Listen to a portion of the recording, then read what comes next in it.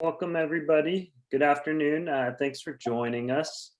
My name's Ian Logan with 3C Ren out of the County of Ventura. So before we get going this afternoon, I'll just run through a bit of housekeeping slides to get everybody settled. Next slide, please. For some reason, it wants me to do it on the screen. Excellent. But by now, I'm sure most of you are very familiar with Zoom, but we ask that all participants remain on mute throughout the duration of the training. If you would like to verbally participate, please raise your hand in the participant section. We also time permitting, might have a bit of a Q&A session towards the end of the class. Otherwise, we encourage you to participate and ask questions through the chat box. If you'd like to, now you're welcome to introduce yourself, maybe include your profession and where you're tuning in from today. And then lastly, for attendance purposes, if everyone can make sure that their name is their first and last name, super helpful for recording attendance. You're able to rename yourself either in the drop-down menu next to your tile or in the participant section. Next slide, please, Jay.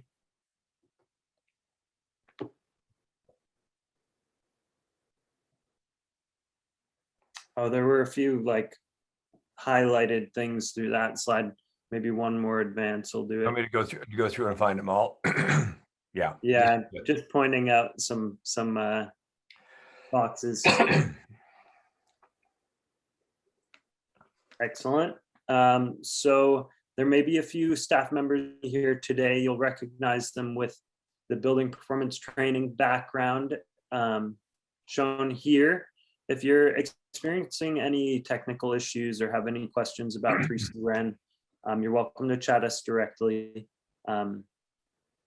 Today's course is designed to be an introductory course. So if there are any questions or concepts of building techniques that you have questions about, please don't hesitate to ask. Jen is here to have those questions answered. So with that, I'll leave it to you, Jay. Thank you very much, Ian. And hello, everyone. And thank you for taking the time to be here today. I will start out speaking slowly. And if I get behind, I can speed it up to 78 speed for those of you who are old enough to know what 78 speed is so that we can stay on timing. I am a leading edge baby boomer. I graduated from UCLA Business School. I was a pilot and instructor pilot in the Air Force. I came out and I was highly qualified to do anything I wanted as long as it was be a salesman. So I worked for Xerox and a couple of other companies and then decided to become a consultant. So I've been a marketing and sales consultant pretty much all of my working life. I like to say it's my own little company. So I'd say I've been unemployed for the last 45 years. I am currently on the board of Passive House California, which is part of my reason for being around and doing these kind of things. And we have an initiative going on called Passive House, a Workable Solution that is we're trying to unfold and get to go here in the Central Coast area. Passive House California, for those of you not familiar, our mission is just to promote awareness, understanding, and then the application of Passive House standards through education, events. We used to have live events. We now have online events and advocacy. And we certainly need to talk to professionals and policymakers, but this meeting and a lot of what we do is just educating the general public. Passive House is one of those slap you on the forehead things that once you know about it and have experienced it, becomes very logical to you. As Ian said, this is intended to be for lay people, not unlike you've all seen the PCs for Dummies and things like that, books around. And I didn't want to call it dummies, so I looked up and see if I could find a better word. And the options were idiot, fool, half-wit, nincompoop, ignoramus, cretin, moron, and ninny. So I went with laypersons. So this is going to be presented in kind of simple terms, but hopefully there'll be some ahas for you, for those of you who are who've been around or who know more about Passive House, getting another lap through it as we're going here. So passive house, any structure in which you choose to live is based on intelligent and purposeful choices. Early humans they're taking advantage of what nature offered. They're trying to find the places where they had safety, access to water. They can pull up a ladder, that sort of thing, and be comfortable with minimal effort and conserving human energy, as they would say. We find that a high percentage of cave dwellings like this are facing south, so that they get the winter sun to help warm it and light it, and the summer sun doesn't penetrate and overheat it. So this was all about conserving human energy. And then we discovered electricity, and we shifted over from human energy to the energy from burning fossil fuels. But where that has left us is in a position where we really need to drive down our use of energy, which is a passive house. That's passive house is a strategy toward that, and then shift that reduced load to all renewables if we possibly can. And so the passive principles in terms of this intelligent and purposeful approach is to take advantage of what nature offers, and then use building science to do things like put the gaps there in the concrete that you see that keeps them from overheating and cracking, and it allows it, it's cooler and things such as that. And passive house, whoa, went too fast. Passive house is the protocols achieve comfortable, healthy, and really efficient buildings. And where we are, unless there's some of you calling, zooming in from Minnesota or somewhere that it gets a lot colder than it does here, we really, there's almost no aesthetic compromise to building to these kind of standards. A lot of people picture a passive house as a yurt with a window, when in reality, it can be pretty much any architectural style that you would like, with the probable exception of all glass everywhere. So to kind of set a baseline for today, I call it evidence-based reality. The climate crisis is actually happening, in case there's people here who don't realize that. It is driven by greenhouse gases from human activities. The operational carbon from the built environment, all of the energy that is used to warm, cool, run the different things in light, the different things in our buildings are a major factor in those greenhouse gases. And so we need unprecedented action immediately, and not just now, but into the future. We have to change the way we're doing or evolve very quickly and get forward. We have to minimize the energy required and shift the source to renewables, as I said earlier. And passive house protocols are a part of that solution.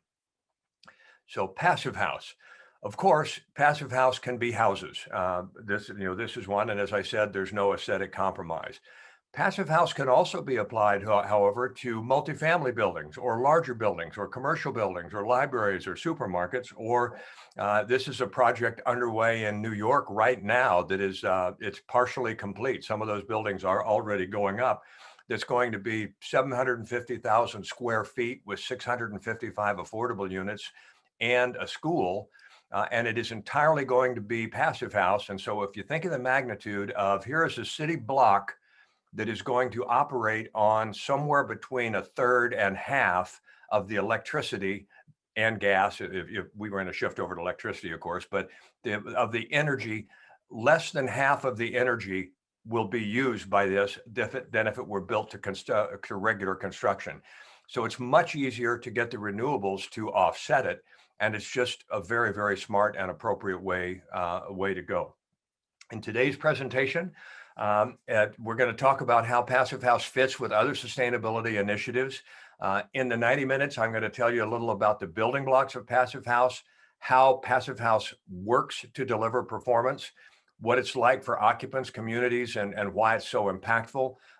And we'll talk a little bit about evidence-based performance, because that's another topic. And we've got a webinar coming up on that in a few weeks as well, that 3C-RIN is helping sponsor, in fact. And the passive house is a critical part of the solution that we have for the climate crisis, both that and the housing crisis. And in the last year, we've learned also, because of COVID and the smoke from the wildfires, it's a big health operation as well. So today's presentation, my objective is to put you in a position to make informed decisions when you have the opportunity to support or get behind in some way passive house. So I'm hoping that throughout the presentation, you think to yourself, oh yeah, that makes sense. And then given the opportunity later at another time to support passive house in some way, or maybe be in a passive house or be a part of the passive house program, that you have, that given the opportunity, you might choose to step up and help and lean in in our direction. So passive house, by the way, has arrived. The United Nations, the ECHO report in 2017 identified or endorsed passive house as a global standard for the developing and developed world. It is pretty much ubiquitous throughout Europe and to some extent in Asia.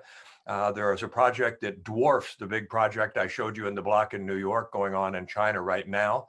And the top of the slide that you see there is we are passing through in North America 15 million square feet of passive house buildings that are either already built or in process.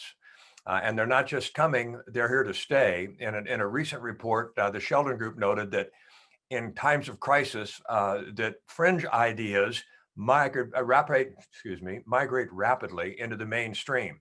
And COVID-19 has done that to us. And in the, I keep having to click to the other place here, I apologize. High performance buildings in general and passive house in particular used to be considered fringe, but they are not anymore. And this is my favorite quote, is that these days with the climate and health challenges we face, they should be considered standard. So that's where we're headed with it. Looking at it, this next slide is this is the first passive house. It was a 4-unit building that on the top is an inside photograph of downstairs. It's in Darmstadt, Germany. And this next slide is, when Amory Lovins came and visited that in 1995, that's back in 1995, he came back and said, this is not just a scientific experiment. This is the solution that we've been looking for to the built environment. And that's 25 years ago. So it's taken a while to build up the momentum. This is from that group of 4 houses. The top bar is the German National Code, and it's broken down into natural gas and domestic hot water and the cooking, all of the different things that are there. But look at the performance over the national code requirement in Germany at that time. It's down in the 20% of getting to that. Here in California, we have been going. You can see this California, the Energy Commission Code Compliance Index. 100 in 2006 when it was established was considered kind of the baseline. Anything lower than 100 is better because it's more efficient, but above 100 is worse. And we are now down all the way here this year in 2019 because these rules went into effect last year in 2020, but we're all able to get down to 50 to 60 points without solar or without renewables. But because renewables are required, when you put the renewables on it, you get all the way down to 20, which is very strong.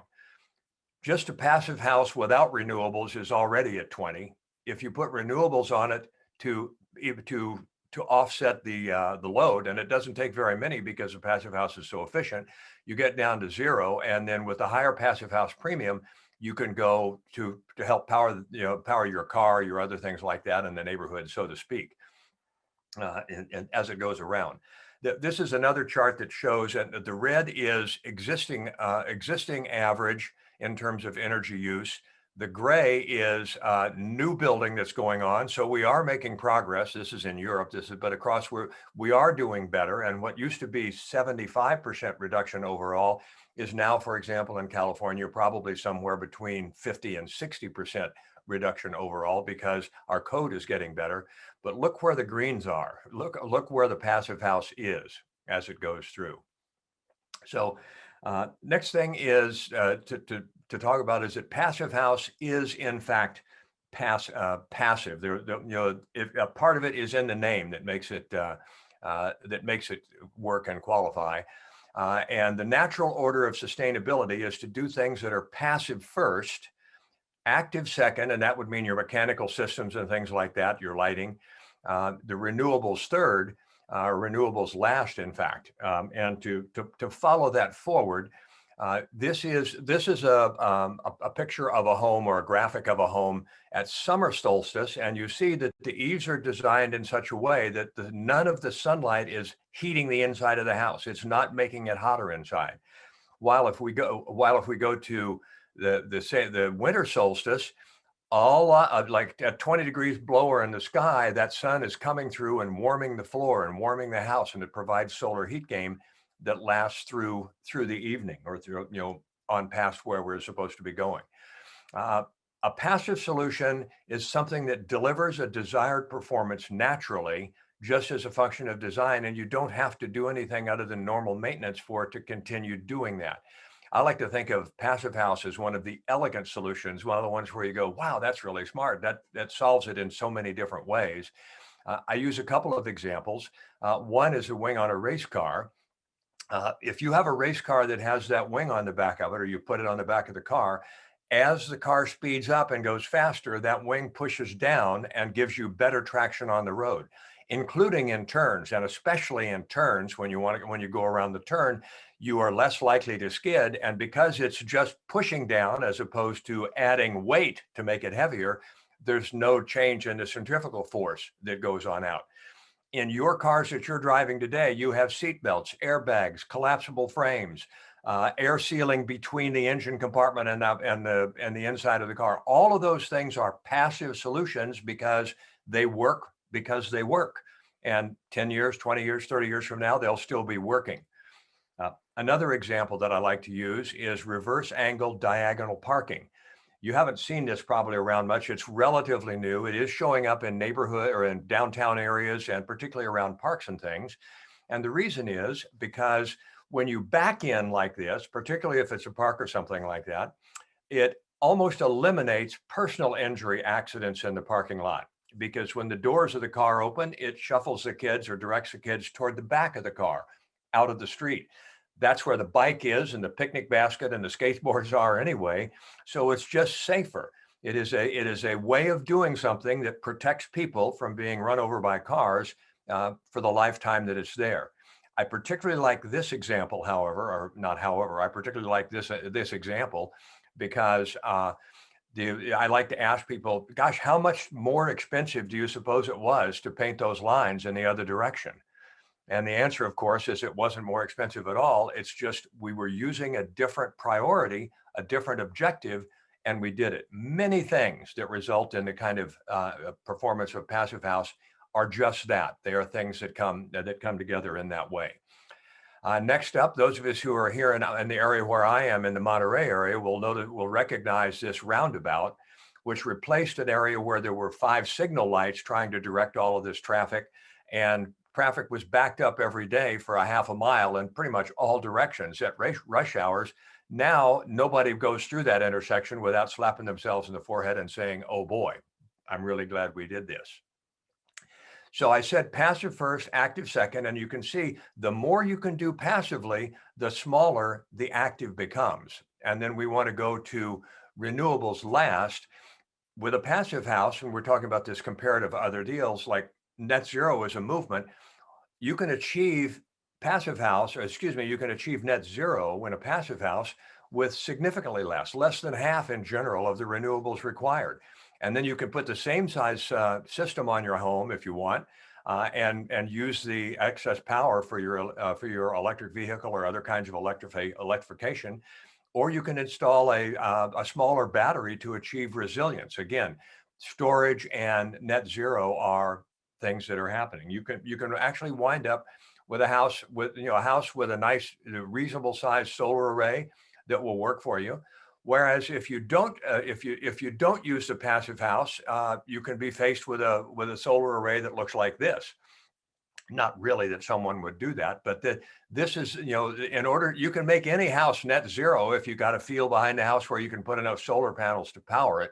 But that's not a smart solution. That's a little bit like if you wanted to drive from LA to San Francisco or Ventura to San Francisco, we're sponsoring in Ventura, so I use that. And let's say you wanted to do so without stopping for gas, but you already know that your car has a bad transmission and a leaky fuel line, no problem. You can get it on one tank of gas as long as you get a big enough tank.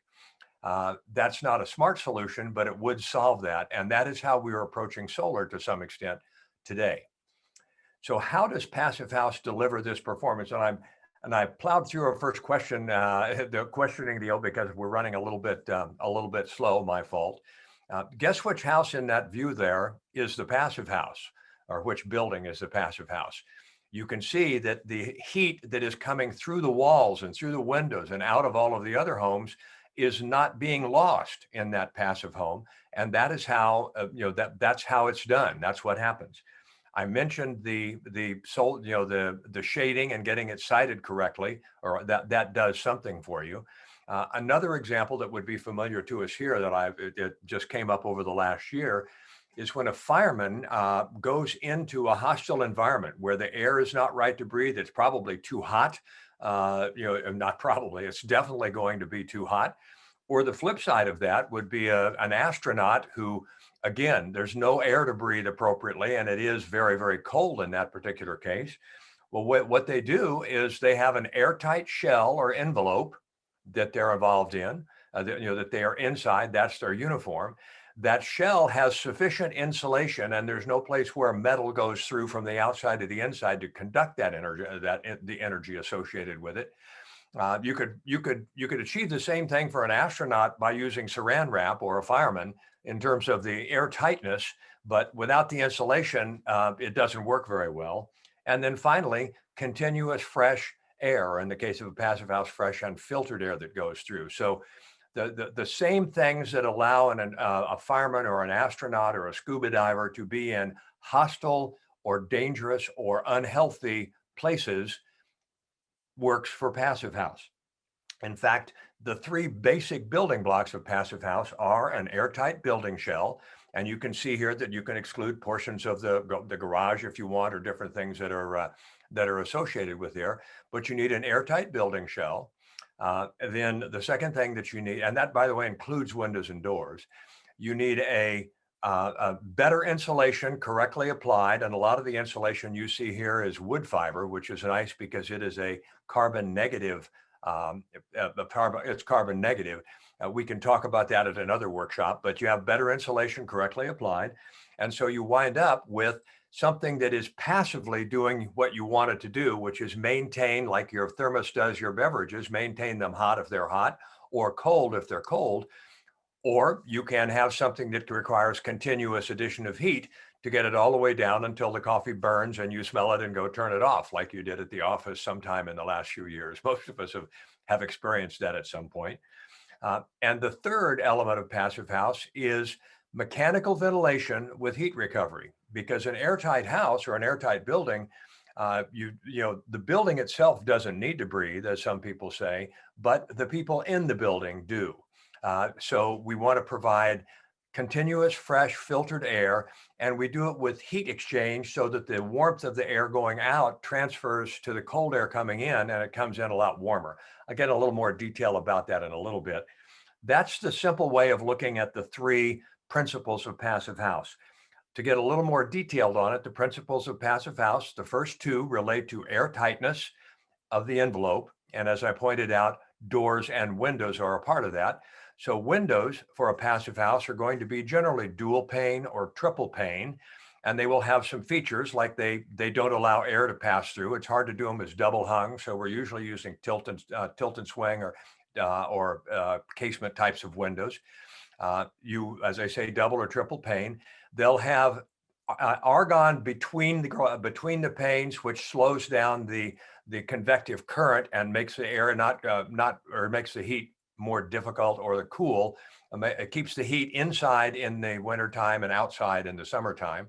And then there are other thermal tactics, such as, and you can't see the detail, but they have warm edge spacers. So that metal thing that keeps the panes apart has a beautiful edge on it so that it breaks the thermal bridge as it's going across.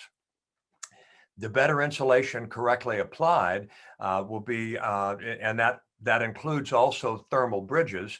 If you've ever tried to pick up an iron frying pan that you've been cooking with by the handle, you'll know that the heat from the bottom has bridged right into the handle.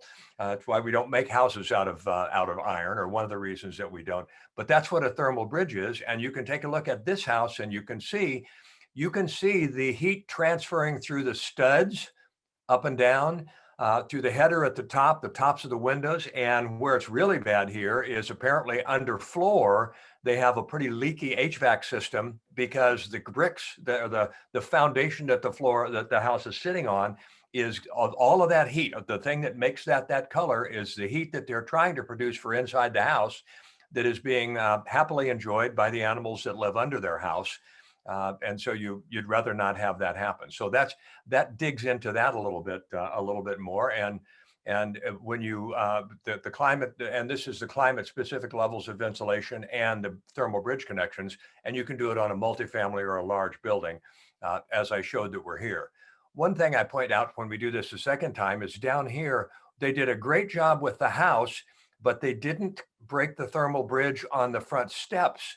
So those are, the heat of the floor of the house is going through under the door through that cement and keeping the steps warm for the stray dogs and cats, or the rats and that are around. When you stop that, you make a difference. Next up is the heat exchange. I said I would talk a little bit more about this. It is, in this particular case, we see it up here in the corner, and it has to, you operate by taking the cold air out of there, the stale air out 24/7 and fresh air coming in, and it goes through a heat exchanger. So a heat exchanger, this is a heat recovery ventilator here, and the way it works is it extracts air from the wet rooms, we call the kitchen, the bath, the laundry room, and exhausts it. And then it brings in fresh air that's coming in into the house. So you get it fresh, and you can filter it here. You can filter it to whatever degree you would like. The quality, or the amount of energy required, because it's a slow moving fan, the amount of energy required is very low. Running something like this on a 1,600 square foot house is probably the equivalent of a 40 or 60 watt light bulb is all to run this whole system that is keeping the house warm. And to give you an idea, just that's the lightning bolt is because of the low electricity use.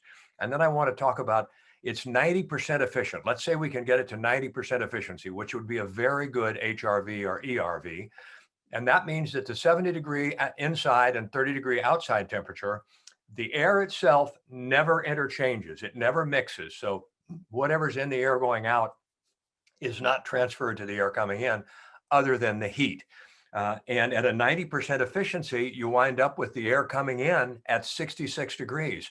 So now you only have to heat a little bit of air 4 degrees. And that's why we get a 90% reduction in energy use that's there. Now, I've got a few things. I put Einstein on some things here because I want to suggest this is not actually how an HRV works, but it's a way of understanding it that I think is it's really a good way to have a picture of how it works.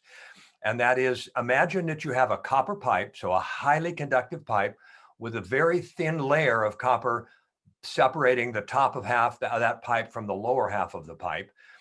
And the air from the outside to the inside the air is flowing outside. It's coming out from the house and going in from outside. And as we look further at it here, let's say take the 70 degree. Here's the air coming in at 30, but it's passing air that's, whoa, don't do that. But if it's passing the air that is, it's not, the air is not mingling. They're just slowly working their way through this 20-foot or 30-foot or whatever length pipe it is. And you can see that continually there's exchanging it. And so you wind up with it actually going and getting all the way to 90% efficiency. Another Einsteinian thing is 90% efficiency versus 80%. That sounds small. And when you're dealing with these kind of numbers, I like to point this out, that yes, it is 80 to 90% is only a 10% difference, but it's the difference is in what's not happening. It is 90% efficient. So that means that with 90% efficiency, you have to heat and then move around only 10% of the air, while with 80% efficiency, you have to do it with 20% of the air. So while it's only a 10% difference, It's 100% difference in terms of its impact. And knowing that and thinking that helps you logically go through some of the things associated with it. Here's another one of these smart things, that if the one that you're looking at on the left is a house, a standard house, and the one on the right is a passive house, you wind up with this giant, in this particular case, it looks like a little over a 95% reduction in heating and cooling. Excuse me, a little over 90% in the air and the energy needed for heating. But look at it, makes the entire, it's such a big piece that it makes the entire circle smaller, or the entire pie smaller, so that your plug loads, which were only 15% in the first one, are over 35% or over 34%. They're almost over a third of what you have. And your hot water becomes 30% or 29%. So by doing the envelope correctly and getting the overall heating and cooling, which is the big thing, down very, very low, and you pay attention to the other things and wind up with having more impact and more positive that's there. So to recap, 80 to 90% reduction for energy used in heating and cooling. And that is roughly the equivalent, by the way, of an incandescent bulb versus an LED. And we know how much better LEDs are when you look at it, when you take a look at it. It also is about a 70% reduction in total energy use. And as I said, in California, because of our codes, that's probably more like 50 to 60. And of course, it goes up and down depending on what climate zone you're in, but essentially still generally over half of the reduction that you can get. Up to a 95% reduction in unwanted infiltration of airborne pollutants and allergens, because it's airtight and because you have balanced ventilation with air coming in and going out all the time. There's very little air leaking in. But when the wind blows over the house and the house gets depressurized a little bit, it's still so well balanced and so airtight that you get about a 95% reduction in the pollen or the smoke or the whatever else is out there that's coming in. It's very comfortable. It's very healthy because of the clean air quality. It's nice not seeing dust motes floating in the window when you're standing at the kitchen table or standing at the kitchen sink doing the dishes. And it enhances or accelerates or magnifies the impact of renewables and storage. Again, this is how Passive House fits. Passive House is like O positive blood. It's the universal donor.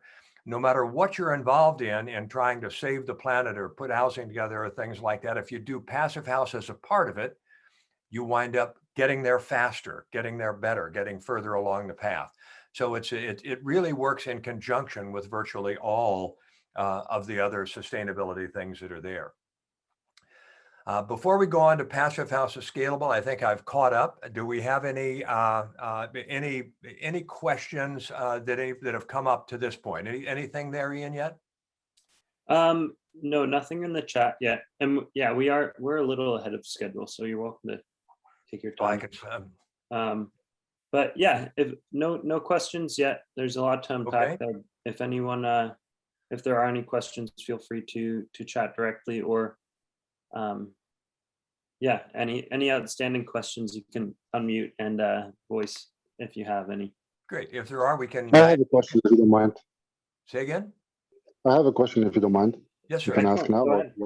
Yeah, in California specifically, can you build without having heating and cooling? So you can just do HRV in this case in California climate. Can you build without what did you say? Without any air, without an HVAC system? Correct. Well, the ventilation is the HRV in this case, right?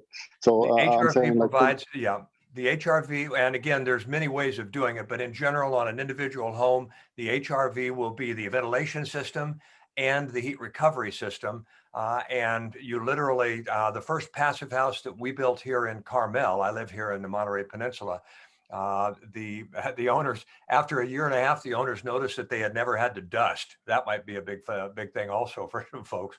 But the only heating element in the house, the only thing necessary in the house is a fan coil that's roughly the equivalent of walking around with a hairdryer a few minutes a day. And so that's how you get the cost parity cuts closer, because you don't need the 4-ton air conditioner for your air conditioner and heat, and the big furnace for your house. So does that answer your question, Mo? Yeah, thank you. But I'm saying, like, in California specifically, is it legal also, not just in terms of keeping the temperature at the comfort level between 68 and 77? Can you legally build in California without heating and cooling, just ventilation? Yes. Yes, Awesome. I see Steve Mann is on, and he can correct me if I'm incorrect. But we wind up in particularly in temperate areas like where we are, we wind up with that pretty much all the time. That's there. Okay, so passive houses. I have one question, sorry. One more question. Rachel. Sorry.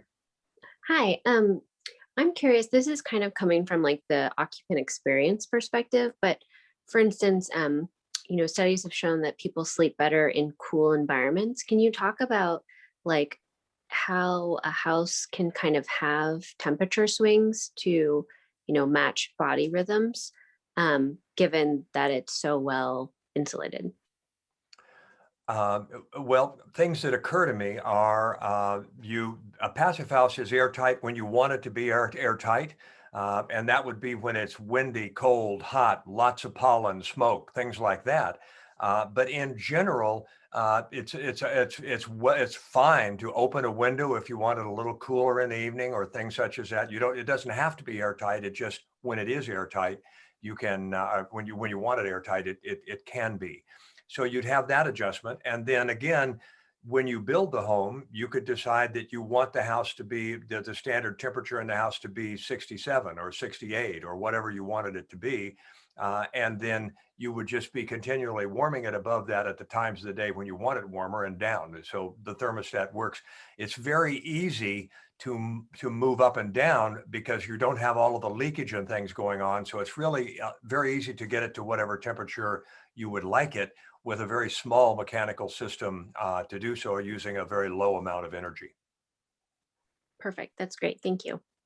Okay. Passive house is scalable. Sorry, another follow-up question if you don't mind, or you want to wait until the end? I'm No, we fine can with that too. particularly if it's specifically related. Let's make this the last one, but go ahead. Go Okay. ahead. So why don't we have HRV and ERV that are 100% efficient, just 90%? Why is it just 90, not 80? Why can it be 100? Well, and I'm not a scientist, so we'd have to have a scientist there. But you can't get anytime you're doing something and you're not adding energy to it, you can't get it above about 90% or 95%. Your hot water heater or your water heater at home, whether it's gas or electric, unless it's a heat pump, and if it's gas or electric, your water heater can only get up to about 90 to 95% efficiency because there's loss in the process that's there.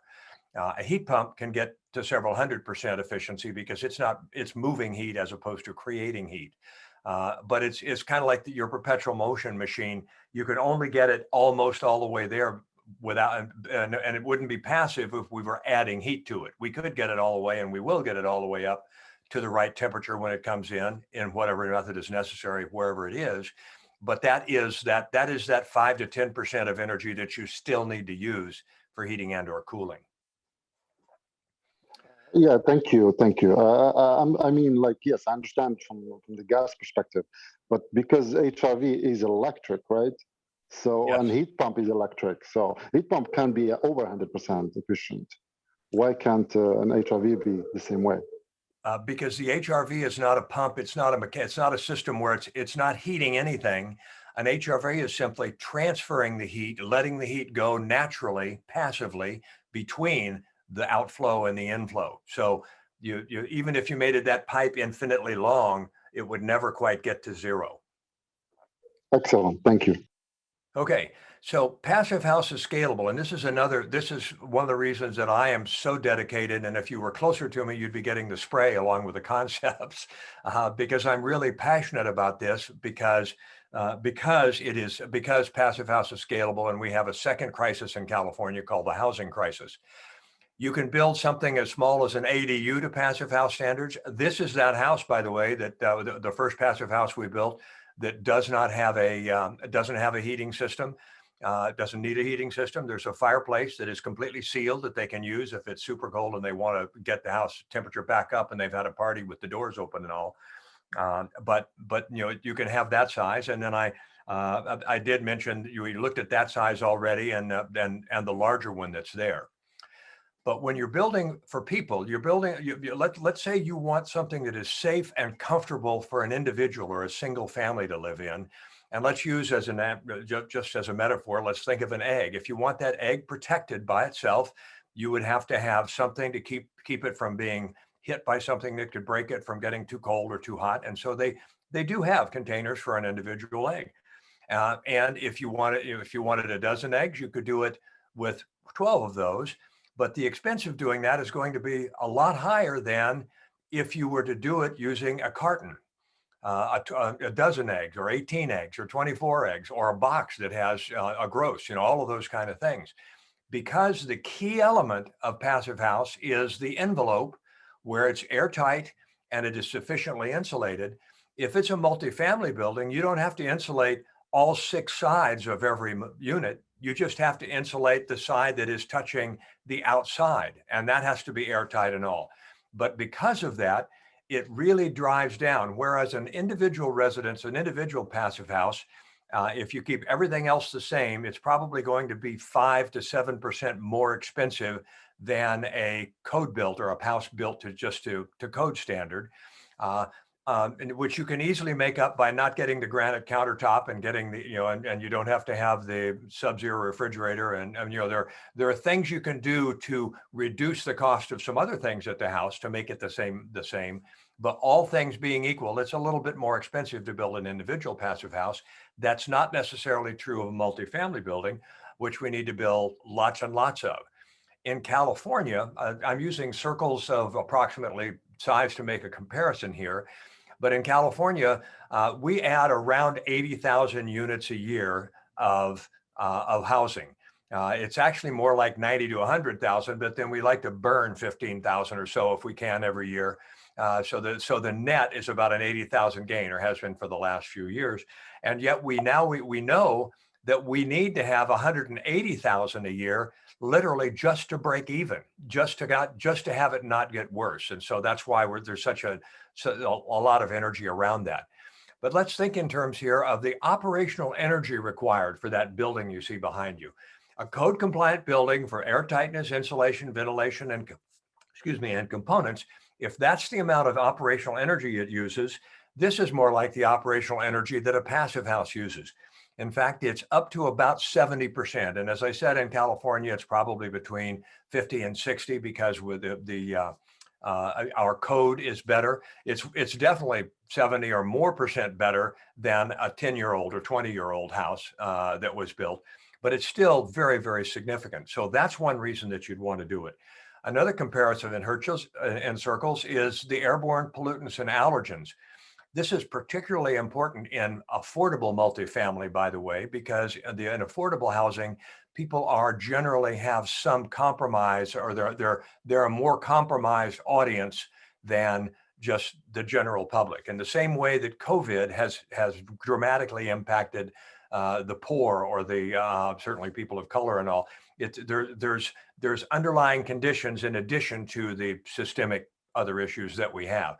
But the health issue, keeping it healthy inside, again, if this is the amount, if this is the number of airborne pollutants coming in of a regular house, of a code built house, that's down here with passive house. Somewhere as much as up to about 95% of the airborne pollutants and allergens that you don't want. Again, open the windows, have your dog go back and forth, all that can be just fine. But when you want it sealed up, 95% of what is coming in to a conventional home is not coming in to a passive house. So that's a whole lot healthier. But what about the cost? So if this is the investment to design and build a code compliant home, then this is the investment to do, oh, well, look at there, it's about the same. In fact, it can be up to 5% more, 5% less. I think I saw a study recently in Canada that they had it went as high as 9% and then down below 0 for a study they had done. This is a study, or this is from Pittsburgh, where they did they had a bunch of, well, over here on the right, you can see they granted extra points if people would pursue passive house for the things they're doing. And they tracked the cost for 3 years, the 3 years that are there. And it turned out that passive houses were ultimately, they turned out to be less expensive. If you look at it here, and again, understand this starts at 0 and we're already $145 a square foot when we get to this. So it looks like a bigger difference than it is. It's about a 6% difference in the first year that they did those passive houses, because people already know how to take every nickel out of the way they're currently building affordable housing. So there's some learning curve associated with being able to make it, to execute a passive house. So it was a little less than 6% the first year. The next year it was 1.6%. And then since then it's gone down to where it's 3% less to build a passive house. So that's, so in my view, it's not really, like we did the circles, and it's not, we can talk about the cost and the energy use and stuff like that, but it's really about the people that live in it and the planet itself.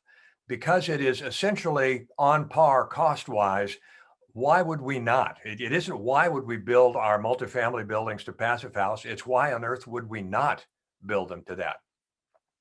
And we are, let's see, let me look here and see. We're on track time-wise, aren't we, Ian? This is where we're supposed to be? Or are we supposed to be more slides up? I think I've got it. We're good with time. We're a little ahead of schedule even. Okay. I think we're, well, here, let's go back, and doesn't matter. We don't need to talk about that. I want to talk about evidence-based performance. And that is the evidence-based performance is something that is, it is a trend. And this is, we have a workshop coming. I say we have, Passive House California is sponsoring a workshop coming up on April 8th. And 3C Ren is a sponsor, so you can find it on their website where you found your way to this one. But an organization, the Oris Group, Beth Eckenrode, a friend is there, that says the greatest trend that they see in constructing and renovating sustainable buildings is the movement toward knowing what you're going to get when you do it. It's not good enough to design for performance and hope, and go through and you don't get to where you, and not necessarily get to where you need to be. If you can know in the beginning how it's going to turn out, then that's an important place to be and an important place to get.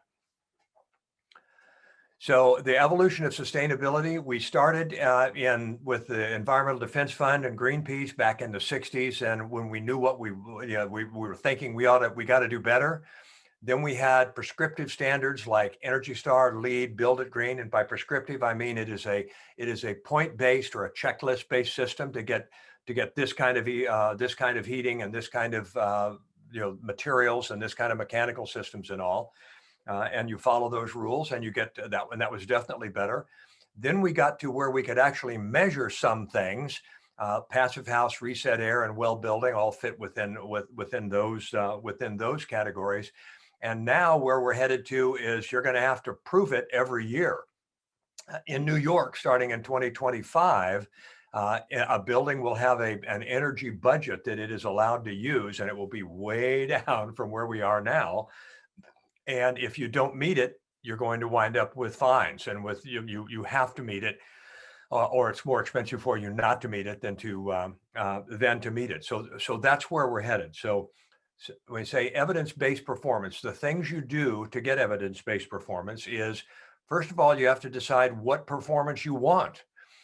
And then you set those goals and measurement methods up front so you can track it as it goes through. Then you employ detailed modeling. This is a page out of the PHPP, which is a passive house modeling program. It is much more thorough in terms of shade analysis, thermal bridge analysis. The passive house PHPP is a very, very detailed way of going through and knowing what you're going to get performance-wise. And then you have to test what you can. That's a blower door there, testing pressure, and do commissioning to verify performance when it gets in. And then you put monitors in, you put sensors in so that you can guarantee and measure what's happening. Not only does that keep you from getting above where you should be, it is a way of discovering what's gone wrong. It's not, something is wrong. You've got the information to go back and look and find out what's not working the way that it should. There's more detail here than we want to or have time to go through, but owners can do owner's project requirements about the envelope for air tightness and insulation, et cetera, about how much the energy EUI is energy use intensity, how much renewables are going to be required, indoor air quality and the continuous fresh air rate, but all of the things like carbon dioxide and monoxide and particulates and things, water management, indoor environmental quality, the toxicity of materials and the embodied energy that's in them, what it's like for people to live there, the social equity, the inclusion, the community benefits, the annual budget for operation and maintenance, how you're going to manage your waste, how many bike racks you have. You can, as an owner, you can figure out in advance what you want your building to perform like or how you want it to perform. We always know how we want it to function. We know how we want this many offices or this many hotel rooms, or we want a bathroom or a kitchen or those kind of things. But how well those things actually deliver what they're supposed to deliver is not something we look at. With PHPP, the bars are the actual performance. The green graph the green line that goes through is that is the modeled or the simulated performance using PHPP and some appropriate IT things that you can do to measure it. This is a roadmap to PHPP, and all I can say is it's really complicated. I want to tell you a little bit about the McLeamy curve. This was invented by or came up by Patrick McLeamy, who was he was the CEO of HOK Architecture, and the typical way that a building is built is you don't spend a lot in the beginning. You do your function and then you get to designing. And then as you go to putting your documents together is when you get a lot of the effort and expense going through it. And then the construction is going to be the construction. And you see here that early on, you have the cost of making changes to your design is pretty cheap. But by the time you get here and you discover it's not working, it's much more expensive. What we want to do is move this hump back to the beginning where we can control cost so that we actually have, so we're looking, went the wrong way. So we're actually looking at function, performance, design, modeling, iterations, and budgeting in the beginning, because then as we go through, we can know that we're getting the performance or that we will get the performance because we've got the modeling that we can continuously do the iterations on. I suggest here this something, whoop, I went forward, that's odd. Oh, if that's on the slide, that was supposed to show up. This is just a point to make that if you're remodeling a building or you're building something, it's a good idea to start with what is possible. Start with what you'd like it to be like. What can we do? And then if you can't afford it, you can back down from that. But if you do that instead of starting and saying, let's make our building better, let's get some of this, you don't know how it's going to work as a system and you run out of money without getting the same level of performance you could get. There are a bunch of different performance goals and measurement methods that you see here. We talked, here's Passive House in the upper right-hand corner, Reset Air. Here's LEED over here on the right, Well Building, Living Future Institute. They're all there. My bias, and I think where we're headed to, is a bias of things that can be tested, modeled, measured, and monitored so that you get that performance. And what we find, or what has been found as you go through, you've got all of these things like energy and indoor air quality and performance accountability and materials and all of that stuff that are here, and the different programs that were on the previous page. They're not all shown here, but many are. But it turns out that if you start with Passive House and add to that Reset Air, which is that's the gold standard, if you will, for measuring and monitoring indoor air quality, then you can add from the others as you want to. You can, a lot of times an owner project requirement will have Passive House for the envelope, Well Building for all of the water management, LEED for the social equity, and there's no reason that you can't pull things out of the different performance standards and use them. So back to Einstein again.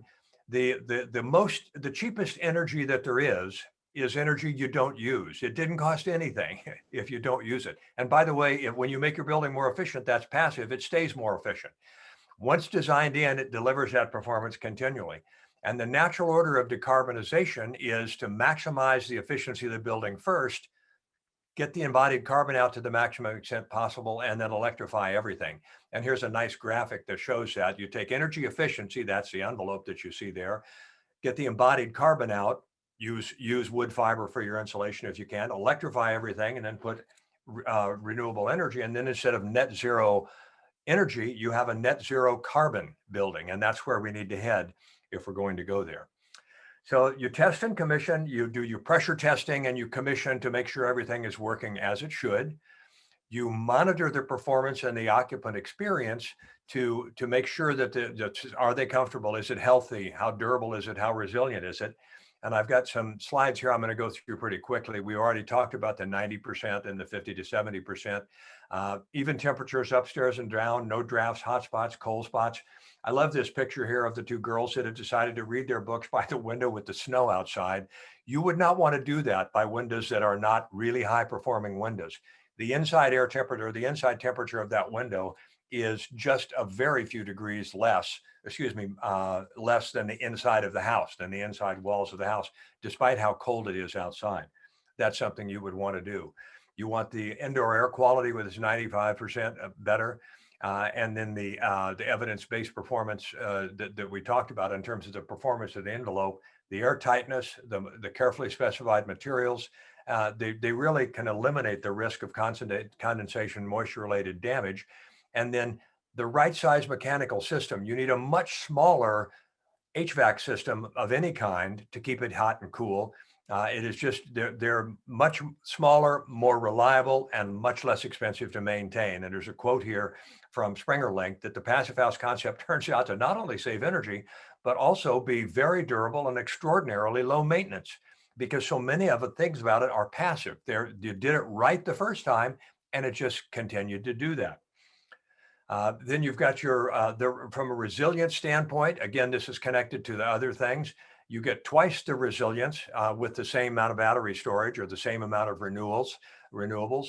A passive house also stores thermal energy. You can store thermal energy in your heat pump water heater if you want to.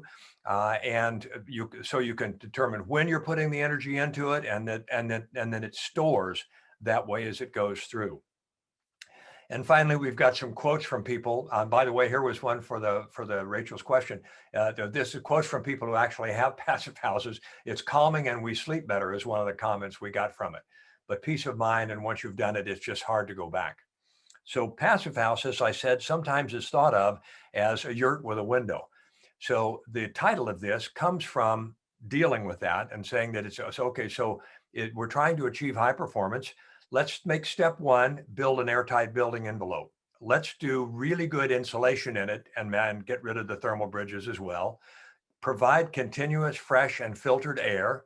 Balanced heat recovery ventilation so that you're not wasting any heat in the air that's going out, and then put renewables on it. When you think of it that way, people nod all the way up the stair steps. If you say passive house, sometimes they go, whoa, let's don't go crazy, because it's still considered, it's not well known yet. And thank you for being here today. So it'll be a little better known at the end of today.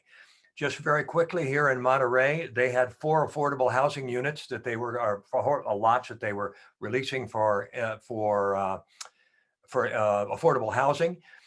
We managed to get involved and say, how about if we built them so they were more airtight than normal, so they had a higher efficiency, et cetera. We added this to the introduction, and then we added 20 points to the total for net zero demand, all electric, air tightness, continuous fresh air, thermal bridge analysis, energy storage for all of those parts. Those have been awarded, and we are, fingers crossed, we're hoping that we will wind up building some of those buildings all the way to passive house standards. So you can use the stair steps, or you could just go to passive house. But a lot of times when you just go to passive house, people jump back, and it makes them nervous.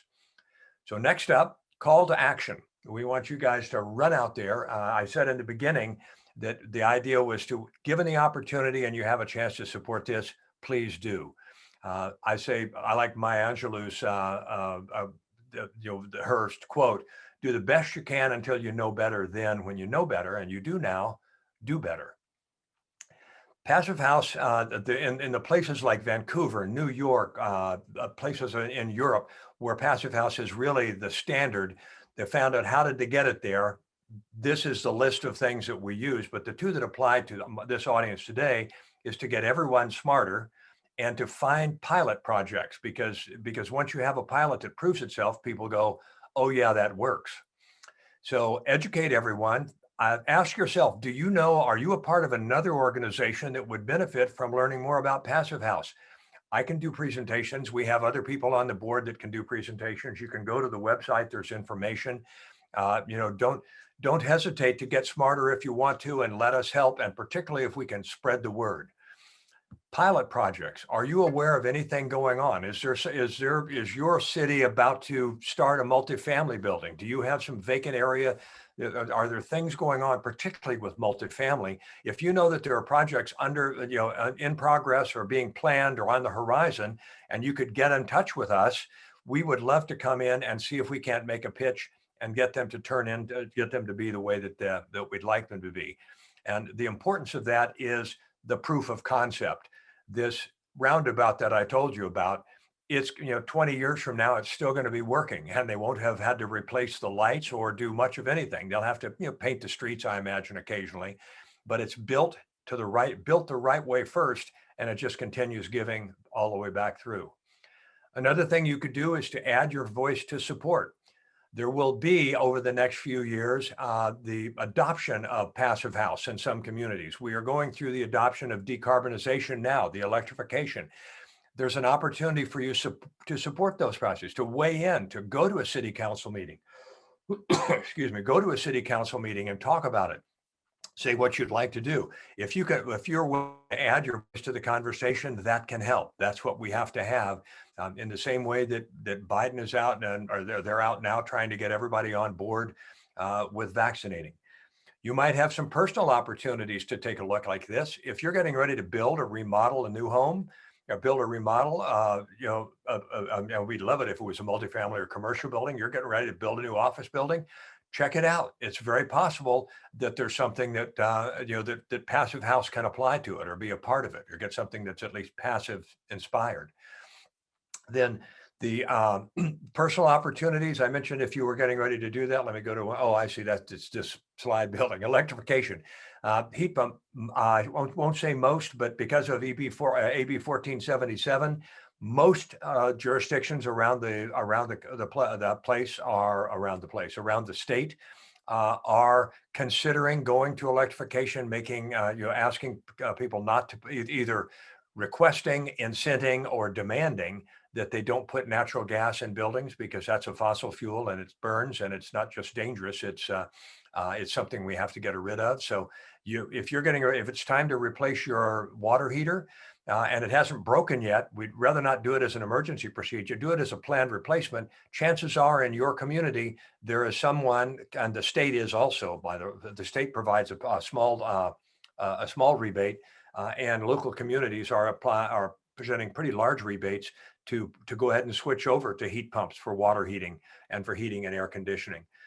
Those then heat pumps, as was mentioned earlier, they can be up to 300-400% efficient, because they're moving heat instead of creating heat.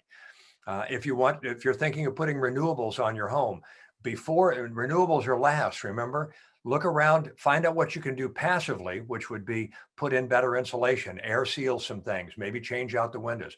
Actively, which would be your go to heat pumps and the things you're doing, and then go ahead and put the solar panels on, and you'll get a more modest solar cell to get you to net zero as it goes through.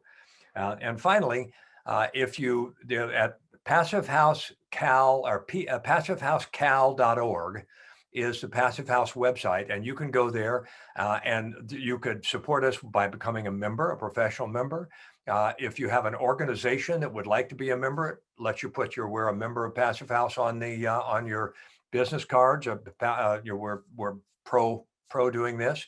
If you wanted to be a sponsor, if you have a company and want to sponsor, we are a nonprofit, completely voluntary organization, and you can donate or volunteer if you wanted to.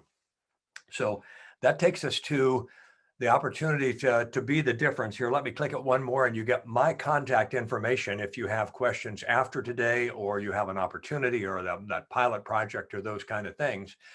Now we are right on the nose time-wise. I'm pretty impressed with us. And that's what we want to do now is open it up for questions, and then we'll come back into getting together a little toward the end of the half hour here for some closing remarks and things. But how about questions at this point? Anything in the chat that you can go with, Ian, or do we just open it up to people to unmute and ask a question? Yeah, we have one here in the chat. This one's about retrofitting existing buildings. So is it difficult to retrofit an existing building envelope? Is it more expensive to do a passive house retrofit than new construction passive house?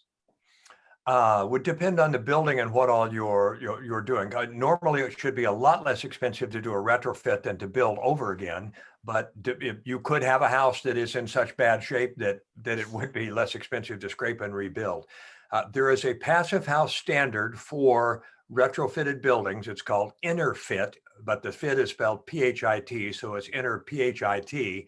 And it lowers some of the numbers that you need to achieve to something that is more reasonable, has a more reasonable payback, and a more reasonable return on your investment than going all the way to 0.6 air changes per hour and things like that. So absolutely, you can build to passive inspired. There are a lot of houses get built to they call passive inspired that are almost there. Whether you certify or not is not important. The important thing is to getting to not just less bad, but get all the way to good if you can. And I would really encourage you to plan and look at doing it all the way to InnerFit or all the way to really good. And then if that's more money than you can than you have available, back down in an even way, and you'll still wind up with a much higher impact than if you just said, well, let's see, I know windows would be good. Let's buy $10,000 worth of windows. And you're out of money, but all you did is the windows. You might want to do some of the windows and some air sealing, or look at it as what you can do, and then back down to get the best results. Mm-hmm. Mm-hmm. Excellent. We had Spencer Silver just raise his hand. You're welcome to unmute yourself and voice your question. Yeah, sure. Thanks, Ian. And Jay, I just wanted to know what cities, if any, are kind of leading the way in terms of incorporating passive house designs into their building codes or local ordinances, particularly as they pertain to complementing any type of reach codes or modifications to Title 24 Part 11, the Cal Green Building Codes. That's good, really good question. I wish I had a happier answer. Passive House California did last year. Actually, near the end of 2019, we did get a passive house reach code for multifamily passed by the CEC. So if you're building a multifamily building, there is a passive house reach code that you could go to, or if you're a jurisdiction that has a multifamily building going up, you could get there. We do not have any jurisdictions that I am aware of that actually promote or incentivize in any way passive house levels of construction. We're having it with the decarbonization, but we're a ways away from that. We have been trying, and this is from a strategic standpoint, Passive House California and the North American Passive House Network. We've been working with the codes for a long, long time, trying to get them, and they do get better. We do get help, but getting all the way to passive house is really a heavy lift in working through a code that way. So we are kind of shifting our strategy to be the breakaway in the peloton. If you're familiar with the with bicycle racing, to get jurisdictions, as opposed to demanding that things happen or making this part of the code, to when somebody comes in and wants to do it, supporting it, backing the fast horse so that people can find it and learn about it and set up with it. But if any of these passive house buildings, I have my fingers crossed, the four in Monterey, we have another one in Santa Cruz that is going through planning and development stages. None of them are finished yet. In fact, none of them have even broken ground yet. But I'm hoping that one of those 5 will be the first passive multifamily building in California. So we are at the very early stages, which gives us an opportunity to double and triple where we're going.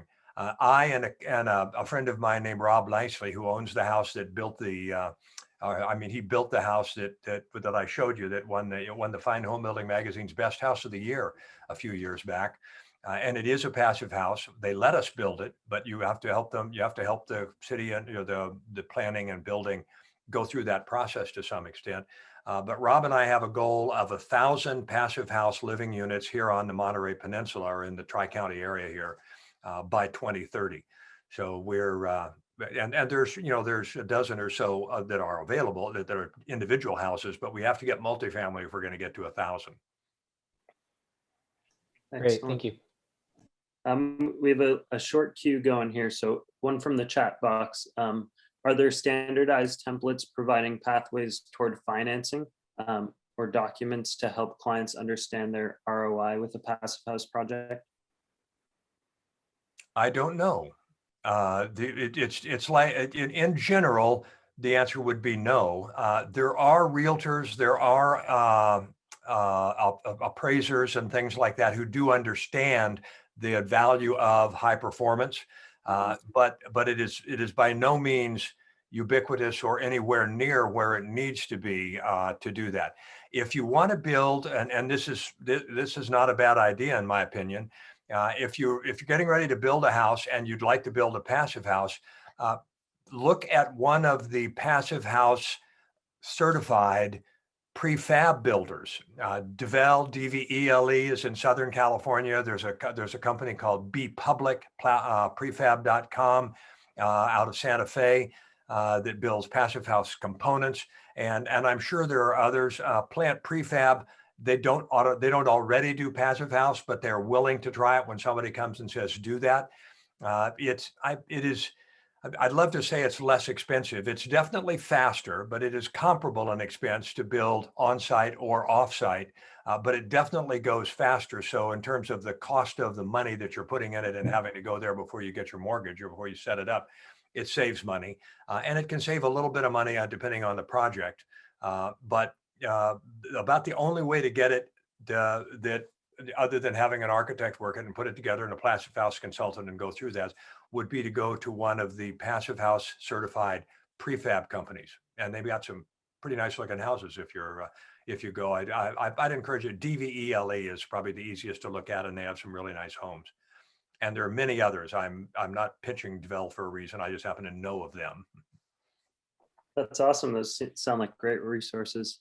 And Ones you that got my I contact wasn't aware. information. If you want to talk to me offline, I can connect you to people who know those kind of things. Awesome. We had another question from Mo Srifi. You're welcome to unmute yourself. Thank you.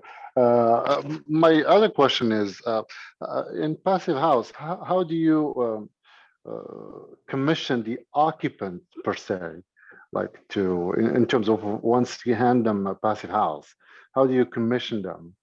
So how do you educate, like how do you go about that? You do it in the same way as you do it in any house that's a new house. When you finish building the house, you give them the warranty books, the things like that, and you help them through it. Now, a passive house is because it's passive and because it's built to perform on its own. There's a quote from Alton, I can't think his last name, so I won't get it right, but a quote that he said, a smart thermostat would be bored stupid in a passive house because the temperature never changes.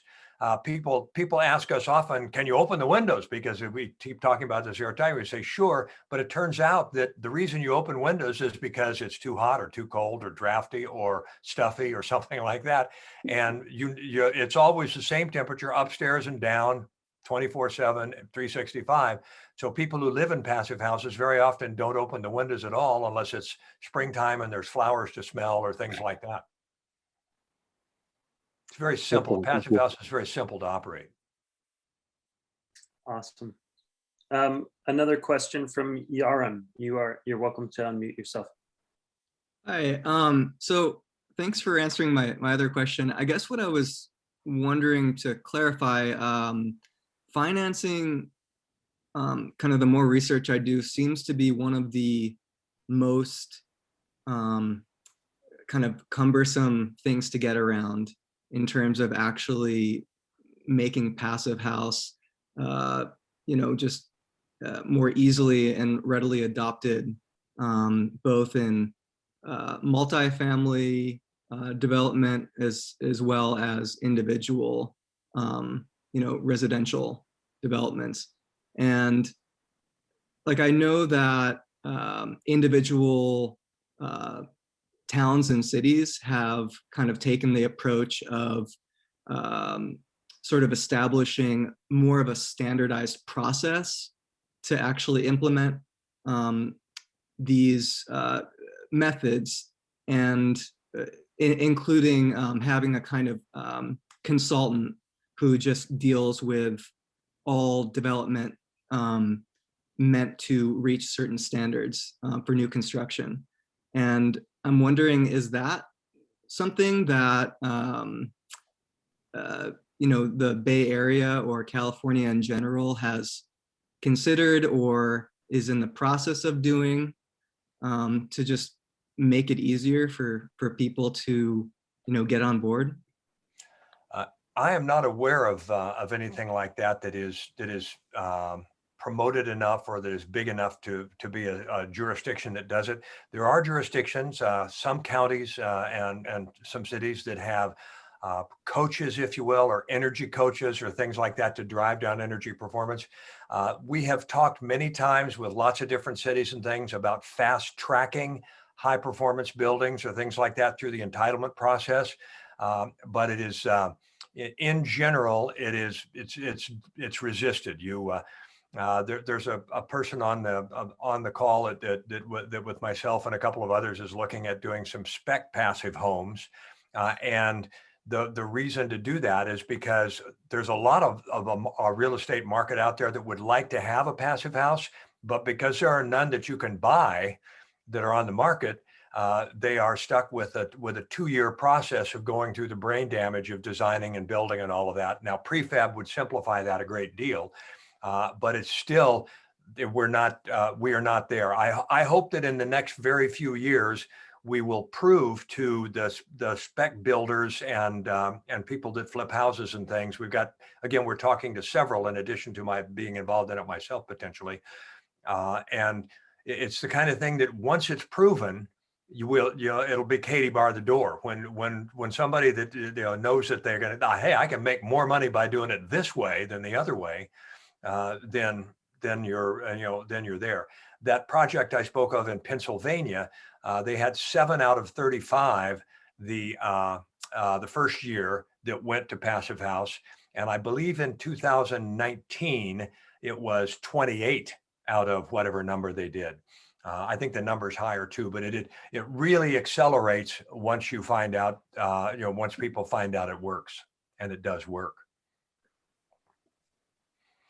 I know one mortgage broker who is aware of passive house and would be willing to work and help. If you're looking for that specifically, go ahead and give me call me, and I can put you in contact with them. They're local here, but they do a good job of going after financing and getting special considerations for what's being built. Yeah, that would be great. I mean, because like you said, you referenced there are rebates available, federal and state, but without this kind of consolidated document or like package that says, if you're looking to build a 2,000 square foot single family residence, this is what we have for you, and this is what you can expect. And if you want to develop a multifamily residence, these are the rebates available. This is what you can expect. Like, I wish that there was just something really simple that people could just dig into, and because I think that there are resources available. This is not passive house specific, but a lot of the things about, but like the heat pumps and things are there, and high performance windows are there.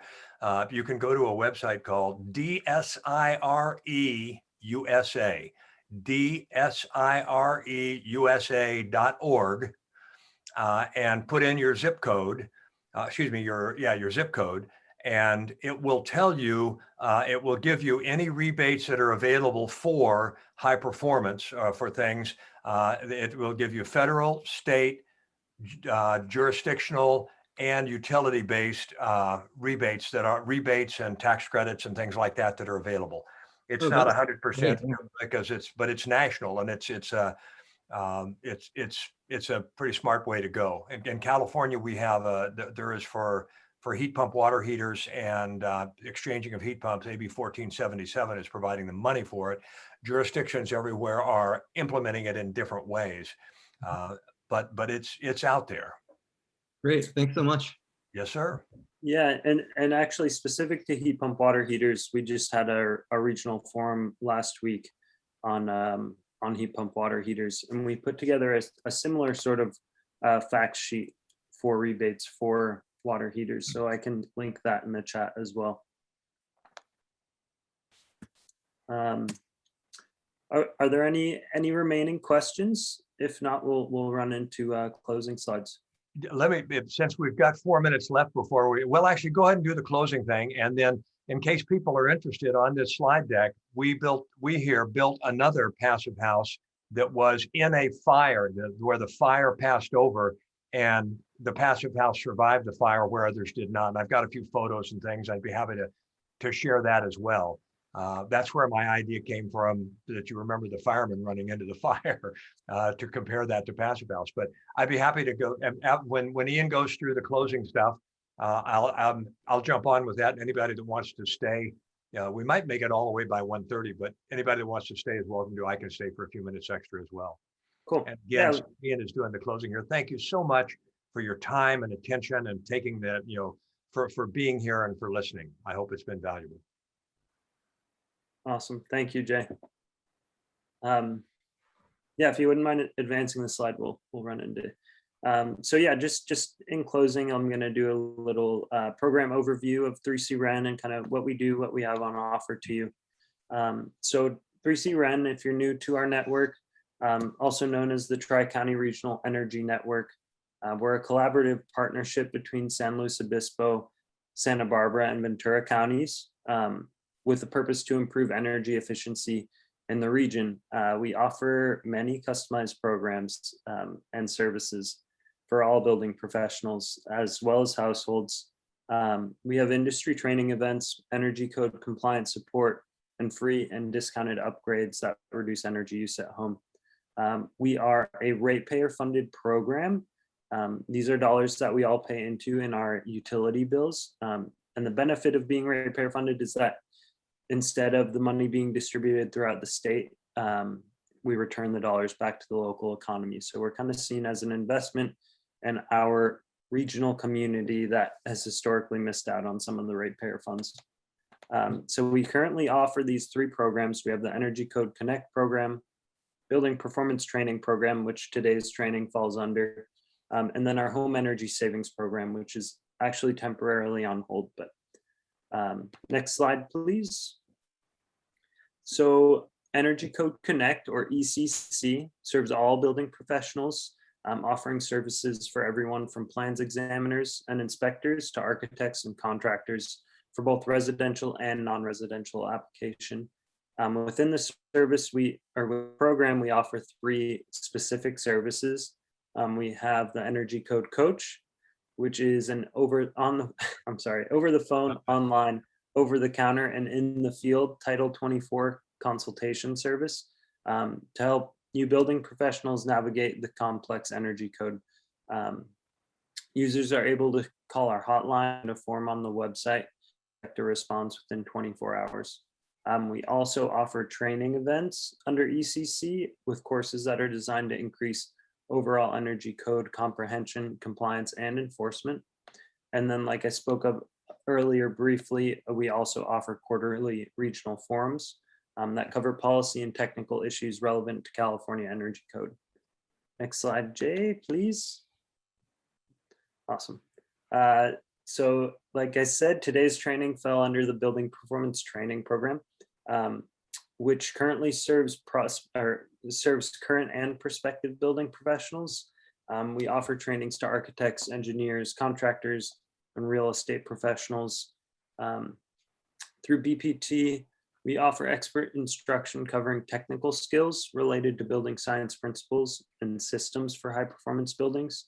as well as soft skills trainings such as sales, marketing, and communication techniques in order to grow your business or expand your career. Through BPT as well as ECC, we offer professional education credits, including AIA, ICC, DRE, and BREA CEUs. And then we also offer certifications such as the NAR Green Designation for realtors, and we'll offer Home Energy Score Assessor, Passive House, and BPI certifications in the coming year. Actually, next month, throughout the month of April, we're offering the Passive House Designer and Consultant certification, which is the training is at no cost to you. We'll be meeting every Thursday and Friday throughout the month of April. There are limited spots for, I think the SLO area is filled up, but for you Santa Barbara and Ventura folk, there are still available openings. So please reach out if you have any questions. And then the Home Energy Savings Program will offer free and discounted home upgrades. We're currently on pause for our single family, but our multifamily program is relaunching in the next coming months. Next slide, please. So with that, thank you guys. To those of you who are new to our network, welcome. We encourage you to get involved. Just as a reminder, AIA Health, Safety, and Welfare LUs were available for today. So please contact me at my email above if you do have any questions. I did notice some folks may have not known this earlier. We were just approved just a couple days ago. So if you'd like to redeem those units, please reach out. You'll also receive slides, a recording, and a follow-up survey from today. We'd love to hear from you all. Any feedback is great feedback. So please feel free to fill out the survey via email. And then just a few upcoming courses if you'd like to kind of reinforce what you've learned here today. On Thursday this week, we have QII for contractors. On March 23rd, we have Healthy Housing Principles for Real Estate Professionals. March 25th, we have Title 24 Best Practices for High Performance Buildings in respect to residential retrofits. And then on the 30th, we have HRV and ERV for Passive House applications. Like I said, every Thursday, Friday through April, we have the Passive House certification course for designers and consultants. And then we also are offering an ongoing training series with Jay actually on soft skills and business development. You're welcome to visit our website. You'll find more event specifics and registration. Next slide, please. So with that, above is our email that you're welcome to reach out to, and our website. Thank you guys for joining us today. Lots of really good participation and a good little discourse there at the end. So yeah, with that, I'll let Jay run through the final kind of wildfire slides case study. And these are not a part of it, but it'll only take a couple of minutes to go through. That is Rob Nicely there on the left. This is a house that last January, we had a 4-day open house there. And most of these people are architects, or they are work with jurisdictions and things, and they were there to visit as a part of it. And then we had the wildfire that went right over went right over the road where the Carmel fire. I drove up a few days after to see what happened to the house, obviously, but other things, because the house wasn't occupied. It was still a couple of months from being complete, but it was sealed in, so that gave it the protection. This is the fire area that it went through. For those of you who are curious, this is what that orange stuff they drop out of the bottom of the airplanes does. It coats and makes everything orange, but it keeps it alive underneath, and it grows back through it. This is the only one that I know of. This is called a guard curb, or I call it a guard curb instead of a guard rail. You can see the posts there. This was actually about 2 feet off the ground, and it burned off of the post and just follows the road right around, resting on the ground as it is. This is the last house on the right, going to it's looking south on the Sky Ranch Road, which is where the fire went right over. This is looking across the street at the house across the street, and this is the next house down, which is the Passive House, we're looking from the garage, and there you can see there's a garage and there's an observatory there, but the same very picture. If you just look a little to the left here, you can see that the fire came right up to the house in that direction. If you walk down and look between the garage and the house itself, this is that direction where the fire went, and you can see there's some structures that are missing over there.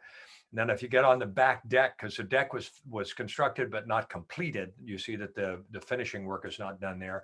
But you can see where the fire came up on this side. In fact, you can see right here, it came literally right up to the house. We only lost a sawhorse. Looking backwards off, this is a house next door, looking to the southwest. And again, this is the house that was there, that is there, and it was no damage. We had one sawhorse burn in the driveway. That was it. And a primary reason that the house didn't burn is because the Wildlife Urban Interface Code requires things like you can't put shake roofs anymore on houses in areas like that. So there's a bunch of things that are required that helped. But the all-electric passive house, which didn't have gas or propane associated, it's airtight, non-combustible roof and shell, and the wood fiber insulation it doesn't allow the heat to transfer through. It's really, and of course you have continuous fresh filtered air. If they lost power, they wouldn't have that, except they would have it for several hours, in fact, several days, because the battery storage that is involved in this particular house also has a battery storage so that it is resilient. And then you remember the fireman. This time I went through the same list of things, but I compared him to a guy in a regular shirt, which is more like what a regular house would be in the fire, and he's going to have a much tougher time. So that was those, and I can stay for questions if there are any. Otherwise, just thank you and God bless. Awesome. Thanks, Jay. If there are no outstanding questions, we'll end just a few minutes over time. Thank you all again for today. Yeah, I have a question then. Sorry. So in a passive house, what's the first thing you start with? What's the first thing you have to think about? Is it the envelope itself? Well, envelope can be wall or slab and roof, right? Is it the ventilation? Is it the thermal bridge? So which one you start with first? What's the chronological order for that?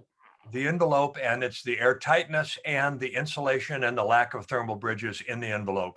And then, although it's not a passive house requirement, the embodied carbon and toxicity of the materials that you use would also be very smart to look at and try to get the lowest embodied carbon that you can and avoid toxicity at all, toxicity.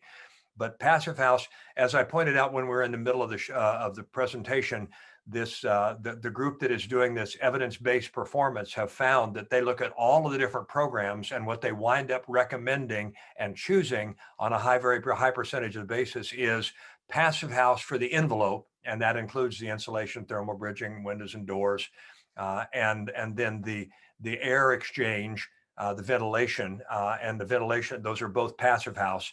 Everything else, everybody, follow any checklist for all the rest of it. You can get better and better. Like Well really does a great job of water. LEED does a great job of water and social equity.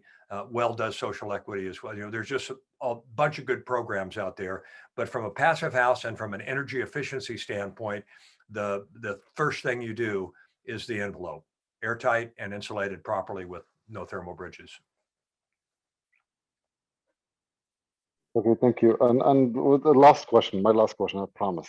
So why, as a building owner, why would I, or like in terms of multifamily at least, why would I go with LEED certification versus passive house? I know they're different in terms of like what they focus on, but I mean, to me, it seems like it's a no-brainer in terms of going with passive house instead of LEED certification, because I mean, materials can, LEED focuses on materials specifically. So passive house does not. But how do you, like, why do we see more LEEDs than passive house? Because LEED started a long time ago. It's the USGBC, and it is a good thing.